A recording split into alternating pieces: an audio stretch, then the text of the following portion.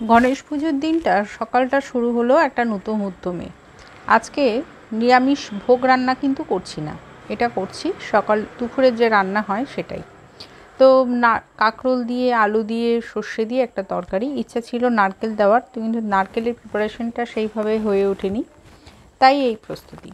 আর এছাড়া কি আছে তোমাদেরকে পরে বলছি, তার আগে বলি আজকে সকালের দিকে জানো তো বেরিয়েছিলাম, কারণ আজকে গণেশ চতুর্থী, সেই উদ্দেশ্যে কিছু জিনিস আনার ছিল। ঘরে অনেকগুলো জিনিস ছিলও না।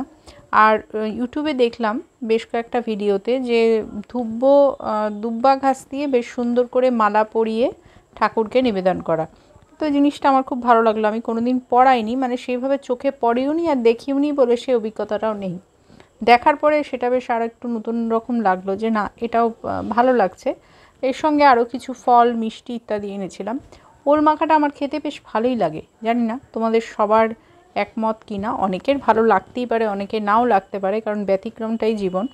তবে ওল তরকারি, চিংড়ি মাছ দিয়ে বা সর্ষে দিয়ে ওল চচ্চড়ি, ভাজা সবই ভালো লাগে। আগে জানো তো ওল আমি আগে সিদ্ধ করে রান্না করতাম, কিন্তু পরবর্তী অভিজ্ঞতা হলো যে ওলটাকে সিদ্ধ না করেও কিন্তু তরকারি একবারে ডাইরেক্ট করা যায়। আমি এই কাঁকরোলের মধ্যে একটু সোয়াবিনও দিয়েছি, তবে সোয়াবিনটা পরে মনে হলো গ্রেট করে নিলে বেশি ভালো হতো। আজকে দেখো এখানে আমি আমার ছোট্ট সিংহাসনের যে জায়গাটা আছে সেখানে আমি সাজিয়ে ফেলেছি, পদ্ম ফুল দিয়েছি ঠাকুরকে, সব রকম ফুল টুল দিয়ে।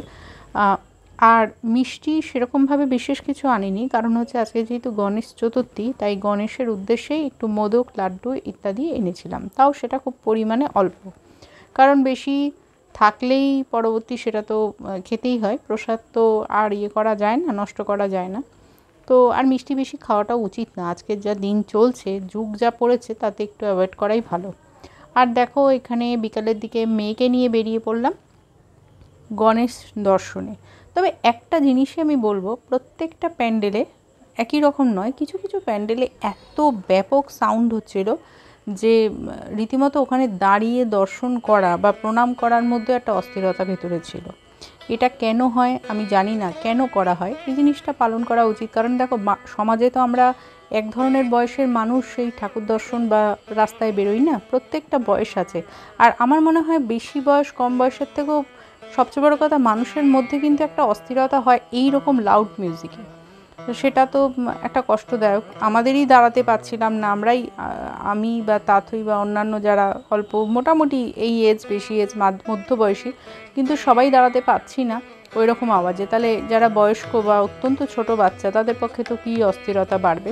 তো যাই হোক, এইভাবে আমাদের গণেশ দর্শনে মামির দিনটা কাটলো। খুব ভালো লাগছিলো। কাঁথিতে বেশ ভালোই পুজো হয়। তো তোমরা কখনো এলে অবশ্যই দুর্গা পুজো, কালী পুজো দেখতে এসো। নেক্সট ব্লগে আবার নতুন কিছুর সঙ্গে আসছি।